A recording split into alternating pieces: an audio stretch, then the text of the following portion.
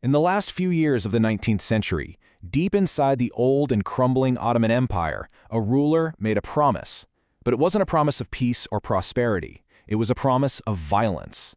This is the story of how that promise was kept. It's a story about power, nationalism, and a series of horrific events named for the very man who set them in motion. Just let those words sink in for a moment. They were spoken by the man in charge, Sultan Abdul Hamid II, a box on the ear. It sounds almost casual, doesn't it? But this wasn't some off-the-cuff remark. It was a cold, calculated declaration of what he planned to do to an entire community of his own people, all because they dared to ask for a better life. So how on earth did things get to this point? Well, the late Ottoman Empire was a pressure cooker of tension. At its very core was this massive fight over the soul of the empire, what it should be, and who it was really for. It really boils down to two completely opposing views of the world. On one side, you had the ruling Turkish nationalists. They truly believed their culture was superior and that the entire empire should have one single identity, Turkish. And on the other side, you had the Armenians. They weren't asking for the world. They were just asking for the same basic rights as everyone else. They were challenging the system. And that, right there, was a powder keg waiting for a spark. And here's the really crucial part. The Sultan, he didn't try to calm things down. Oh no. He saw this tension as a tool. He actively encouraged the extremists, basically pouring gasoline on the fire. For him, violence was a handy way to crush any calls for equality and to keep the Armenians, as he saw it, in their place. Okay, so the Sultan has made his threat. But how do you go from words to state-sponsored murder? You can't just unleash your army on your own citizens without a reason, right? Well, he came up with a truly diabolical plan. It was a setup, an elaborate trap, all designed to give him the perfect excuse to act.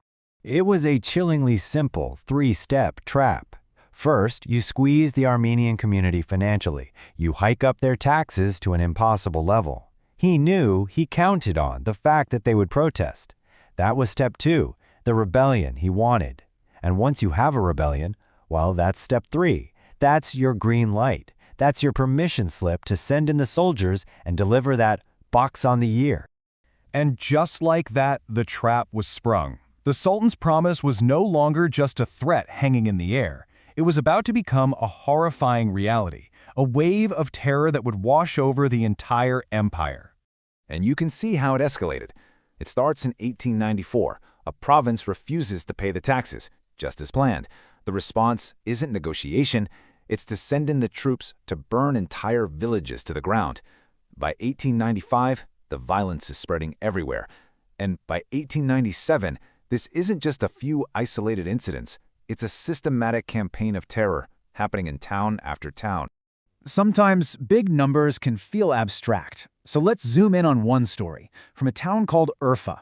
Imagine the chaos, the terror, as soldiers rampage through the streets. About 3,000 people, men, women, children, run to the one place they believe will be a safe haven, the local cathedral. But there was no refuge. There was no sanctuary. The soldiers found them. They barred the doors from the outside, trapping everyone inside. And then they set the cathedral on fire. Every single one of them was burned alive. This wasn't war. It was pure, calculated slaughter. The story of Urfa, as horrific as it is, was just one of many. By the time the violence finally died down, it's estimated that as many as 300,000 Armenians had been murdered. It's a number that's almost impossible to comprehend. And so, these events became known to the world as the Hamidian Massacres. The name itself is this dark, twisted tribute, forever tying this chapter of absolute horror to the man who orchestrated it. But, believe it or not, the story doesn't end there in the darkness. In a twist no one could have seen coming, there was a sudden, shocking glimmer of hope. A false dawn, as it turned out, that made it seem like everything was about to change. The world started to notice.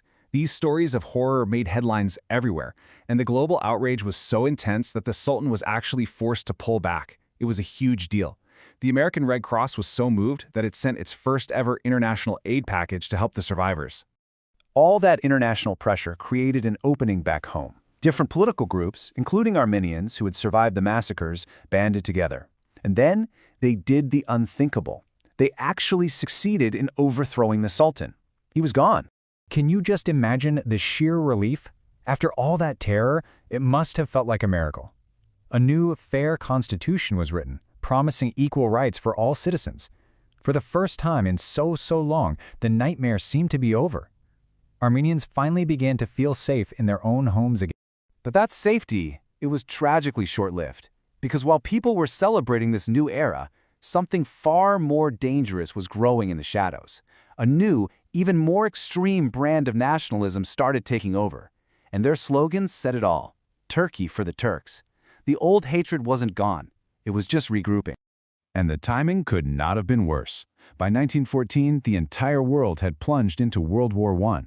The Ottoman Empire jumped into the fight, suffered a massive military defeat, and immediately looked for a scapegoat.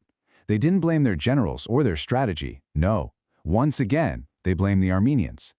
The first massacres were stopped partly because the world was watching. But now, the entire planet was distracted by the biggest war it had ever seen. That same violent ideology was back in power, but this time, the world's attention was elsewhere. It was the horrifying prelude to an even greater tragedy, and it leaves us with a haunting question that echoes through history. What happens when a government is determined to destroy a people, and the rest of the world is looking the other way?